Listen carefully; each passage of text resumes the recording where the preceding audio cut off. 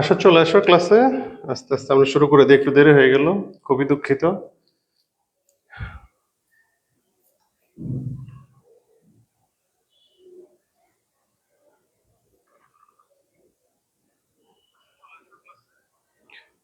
আচ্ছা, আশা করি শুনতে পাচ্ছ সবাই। হ্যাঁ, পুষ্পিত আদাব। আচ্ছা, চলে আসো, দেখি একটু। আজকে খুব ঝামেলায় পড়ছি। এই ঝামেলায় পড়ার কারণে এই ঝামেলা হয়েছে আর কি। আমার class ready, power point presentation ready, কিন্তু এইচডিএমআই কেবলে নিচ্ছে না, যার ফলে এই ঝামেলাটাই পড়তে হয়েছে। আচ্ছা চলো, আজকে তাহলে আর করবো না, ক্লাস শুরু করে দিই। বাইজিদ আসছো, ওয়ালাইকুম আসসালাম। মুক্তি, ওয়ালাইকুম আসসালাম। শিফা, ওয়ালাইকুম আসসালাম। আশা করি সবাই ভালো আছো।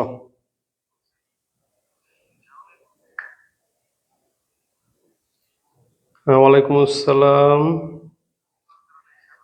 আচ্ছা, তোমাদের সবার সালাম নিয়ে নিলাম একসাথে। হ্যাঁ, ওয়ালাইকুম আসসালাম। তাহলে এখন এখন চলো ক্লাসটা শুরু করি। একটু একটু ক্লাসটা শুরু করি, আমি সরাসরি হোয়াইট বোর্ডে চলে যাই। ও,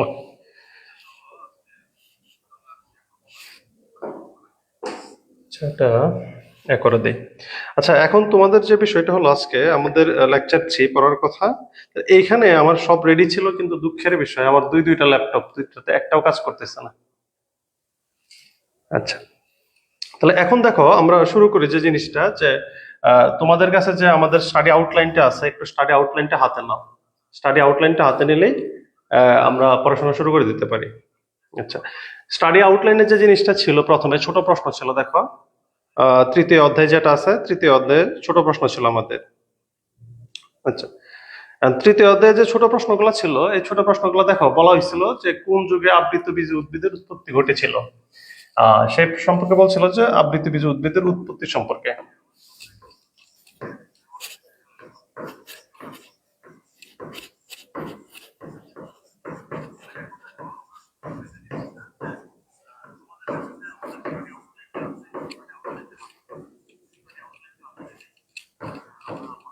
আচ্ছা, এই প্রশ্নটা, যে আবৃতবীজী উদ্ভিদের উৎপত্তি কোন যুগে ছিল, আবৃতবীজী উদ্ভিদের উৎপত্তি কোন যুগে ছিল, যে এই প্রশ্নটা নিয়ে একটু মতভেদ আছে আর কি।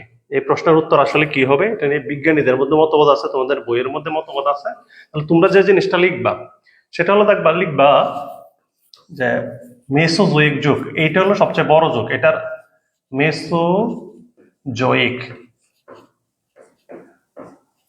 মেসোজোয়িক যুগ, এটা ছিল সবচেয়ে বড়। হ্যাঁ, এটার আন্ডারে। আচ্ছা, মেসোজোয়িক যুগের, দেখো এইখানে দুইটা জিনিস, যে আমরা জুরাসিক যুগ আছে, আবার ক্রিটেশিয়াস যুগ আছে। মেসোজোয়িক যুগের, আচ্ছা, জুরাসিক বা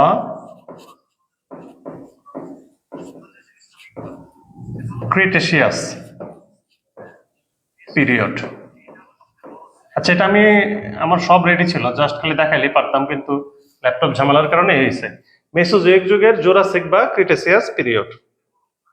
আচ্ছা, এই জিনিসটা অনেক জায়গায় জুরাসিক থাকতে পারে, অনেক জায়গায় ক্রিটেসিয়াস থাকতে পারে, দুইটাই সঠিক। হ্যাঁ, দুইটাই বিজ্ঞানীরা দুইটা নিয়েই মতভেদ আছে আর কি।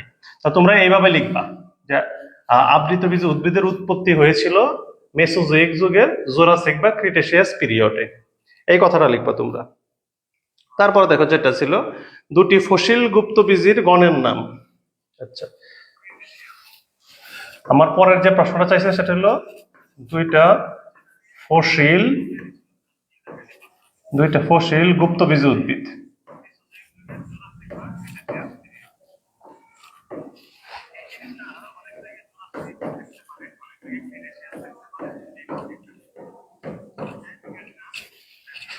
আচ্ছা, পরেরটা দেখো, পরেরটা হলো দুইটা ফসিল গুপ্তবীজ উদ্ভিদের গণের নাম। আচ্ছা, এখন এই যে চাইছে কি গণের নাম, গণও দিতে পারো তুমি, প্রজাতিক পদ দিয়ে দিতে পারো। আচ্ছা দেখো, ফসিল জিনিসটা, এই যে ফসিল, ফসিল জিনিসটা কি? আচ্ছা, ফসিলের যে আরেকটা নাম সেটা হলো জীবাশ্ম।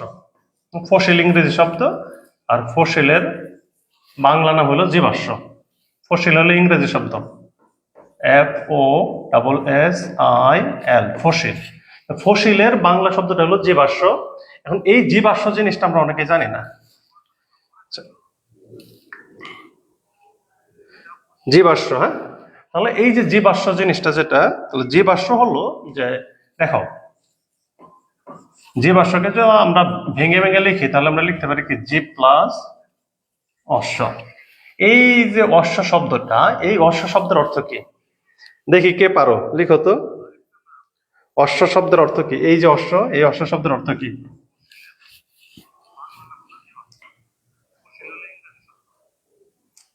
দেখি উত্তর দাও।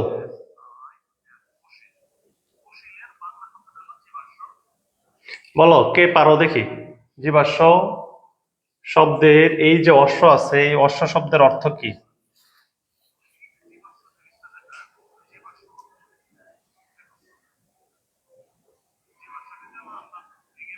আচ্ছা,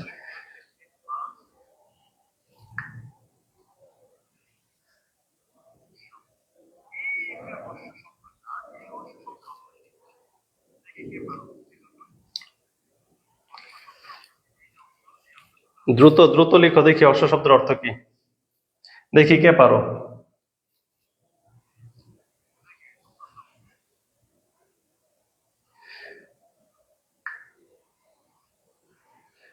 এখন পর্যন্ত কারো আমি রেসপন্স পাই নাই।